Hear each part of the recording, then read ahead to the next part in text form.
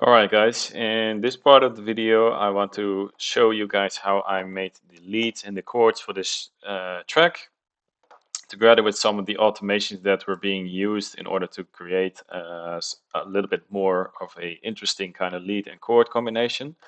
First starting off, I'll show you how the lead and the chords were made. Starting with the build up, they sound like this together.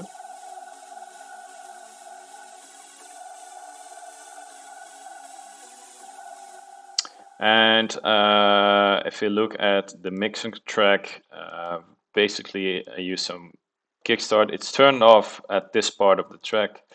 Some automation with a lot of filters that move, some reverb, quite a lot more EQ. I think I did that to create the shape of this build-up, and we cut off all the low end because we don't want all those low frequencies during the build-up. Together, if we play it, it sounds like this. The filter opens up slowly, so it progresses a little bit more in the background. These volumes make sure that it doesn't get too far in the front. And this automation is very important because we turn it from stereo to mono to make the impact into the drop a lot bigger. So as soon as we hit that second drop, we use a lot of layers to create the interesting lead sounds. I'll give you an example. Basically, these are screeches in order to give the very interesting kind of shape of the sound for the drop. One is actually copied twice and panned left and right to give like this white noise. Then the chords, there's simply a chord that I made myself and one of the GMS detune preset, and together if you combine it, it sounds like this.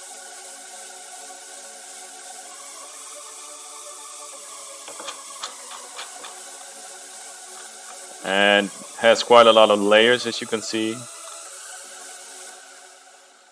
So to give it like this really thick body behind the drop. What I forgot to mention last video was also that there is a little bit of samples to fill it up.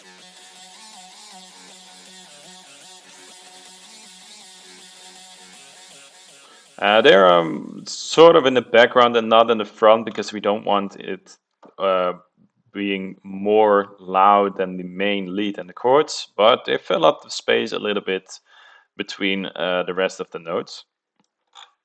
Then at some point we have the mid section and it gives these violin kind of sounds. I'll let you know how they sound.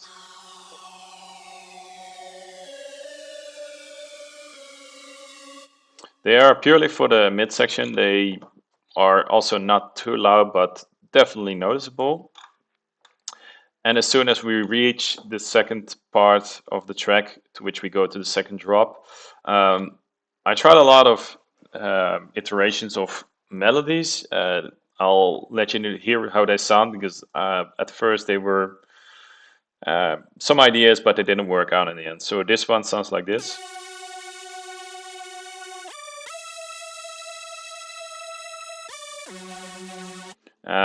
Probably the polyphony or the mono section is on, so that's why it jumps really weird between the notes. I tried this idea.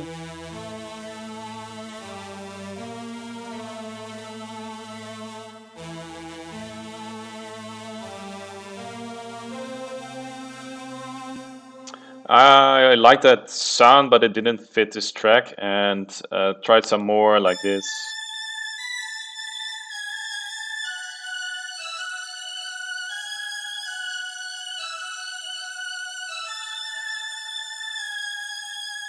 And finally this one.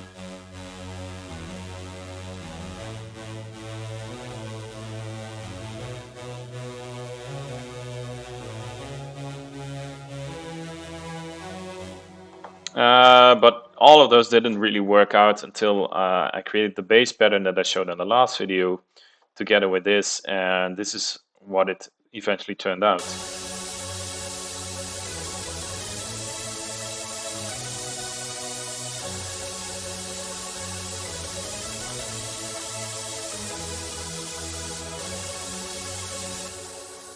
And the reason that I liked it is it's more uplifting. The first part of the track sounds a little bit more dark. This one gives that more uplifting energy, like the feeling of putting the hands in the air, which I wanted to create, until eventually we put it together in the kick section.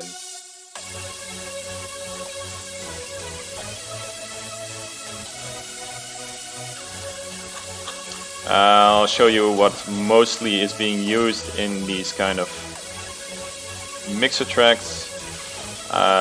Some kickstarts and limiters, a little bit of EQ, putting a little bit of mono in it, this more stereo. This one has, don't know why it didn't open. Some sound godizer, distortion fattener, compressor to compress it a little bit together. Not too much because we don't want to squeeze out all the dynamics. And here a imager to make sure that there's enough stereo in it. And within the patcher I use some FabFilter EQs with some pans to make sure that it sounds wide. And then together we EQ'd it to make sure that a little bit of those high-end noises are cancelled out.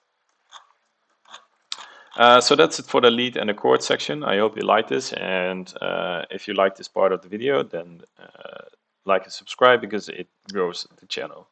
Thank you very much.